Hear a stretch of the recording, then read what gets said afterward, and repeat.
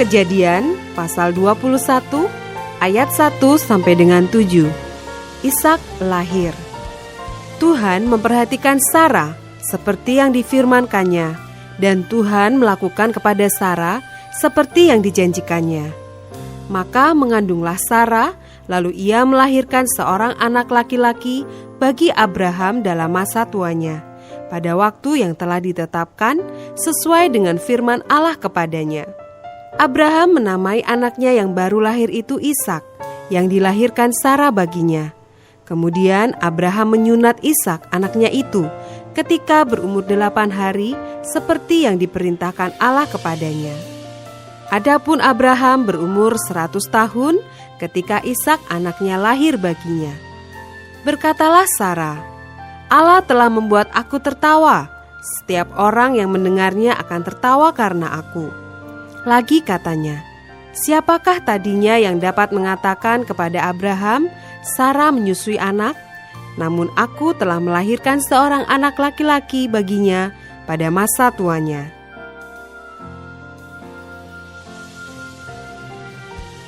Ayat 8 sampai dengan 21.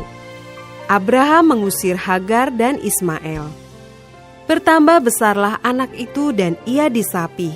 Lalu Abraham mengadakan perjamuan besar pada hari Ishak disapih itu.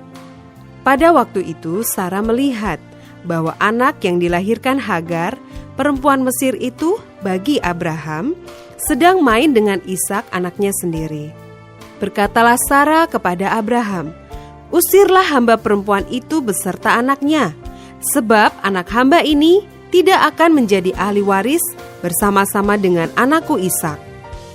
Hal ini sangat menyebalkan Abraham oleh karena anaknya itu.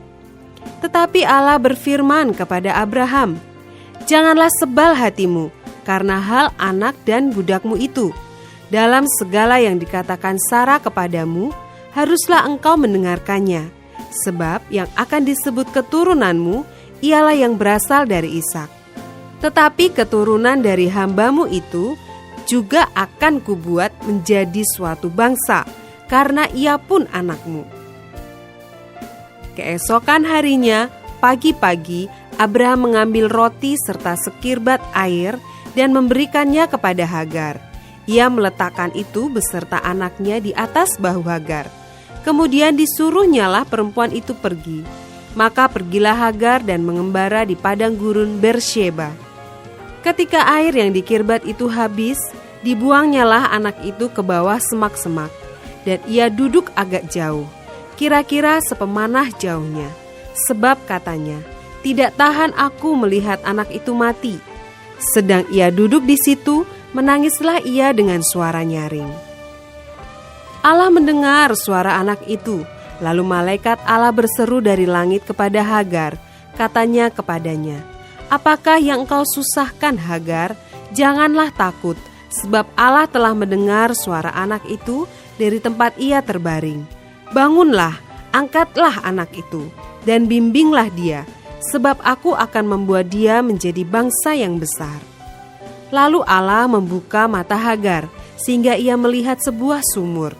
Ia pergi mengisi kirbatnya dengan air, kemudian diberinya anak itu minum. Allah menyertai anak itu, sehingga ia bertambah besar. Ia menetap di padang gurun dan menjadi seorang pemanah. Maka tinggallah ia di padang gurun Paran, dan ibunya mengambil seorang istri baginya dari tanah Mesir.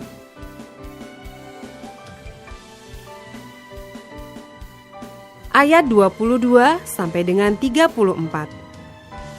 Perjanjian Abraham dengan Abimelek.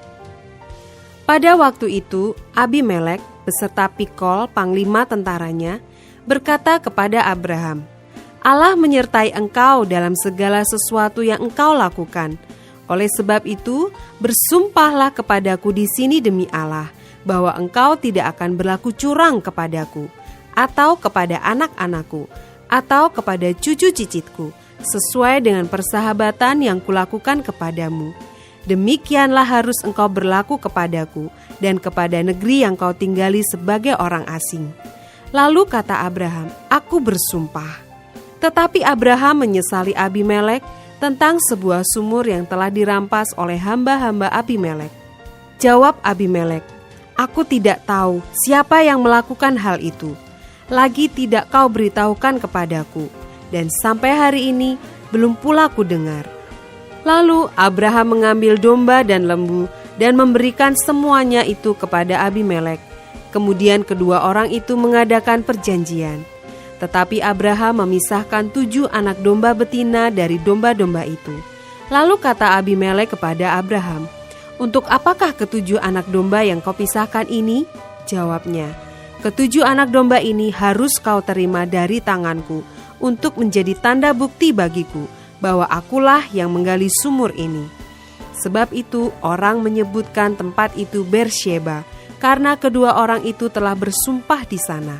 Setelah mereka mengadakan perjanjian di Bersheba, pulanglah Abimelek beserta Pikol, panglima tentaranya, ke negeri orang Filistin. Lalu Abraham menanam sebatang pohon tamariska di Bersheba dan memanggil di sana nama Tuhan, Allah yang kekal.